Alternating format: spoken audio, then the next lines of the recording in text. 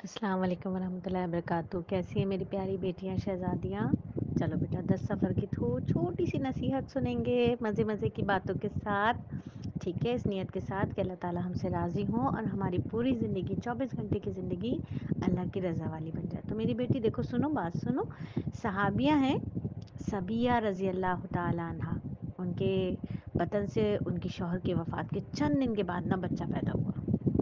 یعنی شوہر چلا گیا دنیا سے، بیوہ ہو گئی ہیں، اور پھر ایک بیٹا پیدا ہو رہا ہے. نبی صلی اللہ علیہ وآلہ وسلم کی خدمت میں حاضر ہوئی. چونکہ جیسے ہی کوئی عورت بیوہ ہوتی ہے اور وہ پریگننٹ بھی ہوتی ہے، تو جب اس کے یہاں بچہ ہو جاتا ہے نا، اس کی بیبی بورن ہو جاتا ہے، تو اس کی عدت ختم ہو جاتی ہے. اب اس کی عدت 4 مہینے 10 دن کی نہیں رہتی. ٹھیک ہے. اچھا، فرض کر لیں کہ ابھی عورت بیوہ ہوئی اور پتہ چلا کہ جی پہلا ہی مہینہ ہے، تو اس کی عدت 9 مہینے تک رہے گی. جب تک بیبی بورن نہیں ہو جائے گا جب تک اس کی عدت رہے گی. ٹھیک ہے. تو جب بچہ پیدا ہو گیا تو عدت ختم ہو گئی. یہ نبی صلی اللہ علیہ وسلم کی خدمت میں حاضر ہوئی، اس لیے انہوں نے کسی دوسرے مرد سے نکاح کی اجازت چاہی. آپ نے اجازت دے دی اور انہوں نے نکاح کر لیا. تو اس کا مطلب کیا ہوا کہ اگر بیوہ عورت شادی کرنا چاہتی ہے تو پھر اس کی شادی کر دینی چاہیے، فوراً شادی کر دینی چاہیے اس کی. ٹھیک ہے. تو اس میں کوئی ممانعت نہیں ہے اور نہ ہی یہ کوئی طنز مزاح کرنے والی بات ہے کہ بھئی جی بیوہ ہیں شادی کر رہی ہیں. شادی ضرورت ہے. بہت ساری صحابیات ایسی ہیں جن کی 4 شادیاں ہوئیں اور 4 صحابی جو تھے وہ شہید ہو گئے. ان سے شادی ہوئی، شہادت مل گئی ان کے شوہر کو، انہوں نے دوسری شادی کر لی.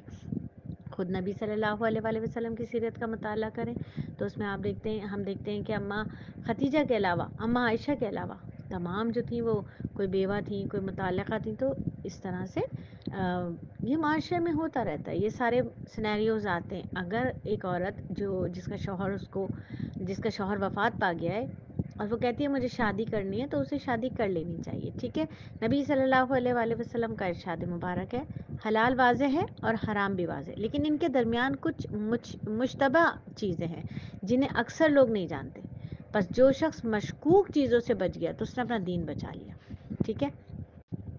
تو ہر وہ چیز جو آپ کو شبہ میں ڈال دے کہ یہ پتہ نہیں حرام ہے کہ حلال ہے، تو شبہ ہو رہا ہے نا، بس اب اسے چھوڑ دو. ٹھیک ہے. تو نبی صلی اللہ علیہ وآلہ وسلم نے فجر کی نماز پڑھنے سے فجر کے بعد نماز پڑھنے سے منع فرمایا. فجر کے بعد نماز نہیں پڑھنا یہاں تک کہ سورج طلوع ہو جائے، اور عصر کے بعد بھی یہاں تک کہ سورج غروب ہو جائے. یہ دونوں ٹائم ایسے ہیں جو مکروہات نماز میں سے. فجر کی نماز کے بعد اور عصر کی نماز کے بعد کوئی نماز نہیں پڑھنی، یعنی سجدہ نہیں کرنا ہے. ٹھیک ہو گیا.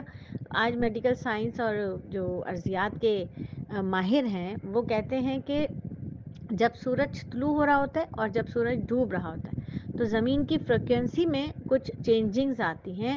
اگر اس وقت سجدے والی کیفیت یعنی سر پیشانی اگر زمین پر رکھی جائے تو اس سے کچھ دماغی امراض ہو جاتے ہیں، جس کی وجہ سے اس وقت زمین پر سر نہیں رکھنا چاہیے. ٹھیک ہے. تو یہ میرے نبی صلی اللہ علیہ وآلہ وسلم کے ذریعے تمام کے تمام انسانیت کو اللہ رب العزت نے منع فرما دیا کہ یہ وقت ایسا ہے کہ آپ نے اس میں مکروہ ہے نماز پڑھنا بھی. تو اب نماز بھی نہیں پڑھنی. نماز میں کیا ہے؟ سجدہ ہے، سجدہ ضروری ہے، تو وہ نماز نہیں پڑھنی. اچھا، عورت کے لیے گھر کا کام جو ہے وہ فٹنس کا ایک بہت بڑا ذریعہ ہے. گھروں میں رہنے والی عورتیں نا، اللہ تعالیٰ نے ان عورتوں کے لیے گھر جو ہے نا اللہ تعالیٰ نے رحمت بنایا ہے. گھر کا ماحول ان کے لیے بہت نفع بخش ہے.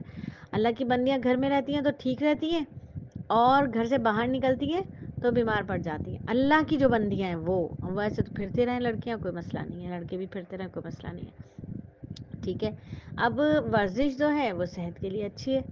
آج کل دیکھو ہم لوگ ورزش نہیں کرتے نا، ماسیاں رکھ لی ہیں تو ماسیاں فٹ فاٹ ہیں، مالکہ جو ہیں وہ بیمار پڑ رہی ہیں. ماسیاں چاقو چوبند ہیں، دبلی پتلی بھی ہیں، ان کو کوئی جم نہیں جانا، ان کو کوئی ڈائٹنگ فائٹنگ نہیں کرنی، وہ ماشاءاللہ سلم اینڈ اسمارٹ ہیں، اور جنہوں نے ان کو ماسی رکھا ہوا ہے موٹی ہوئی جا رہی ہیں. تو گھر کا کام جو ہے نا ایک بڑی زبردست ورزش ہے. پوچے لگاؤ، خوب بیٹھ کے پوچے لگاؤ، اکڑو بیٹھ کر پیٹ ویٹ سب اندر ہو جائے گا.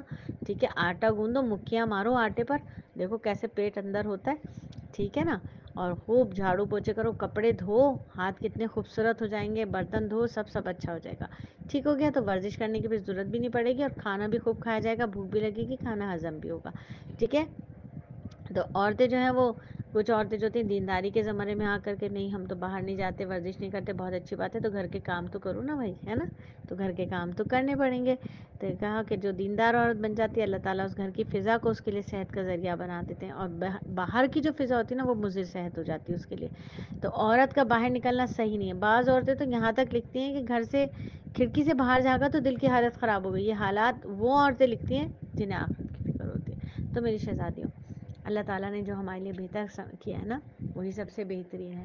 تو اچھی اچھی زندگی جیو اللہ کی رضا والی، انشاءاللہ تعالیٰ دیکھے گا دنیا بھی اچھی اور آخرت بھی اچھی. ٹھیک ہے میرا بیٹا، چلیں اللہ حافظ.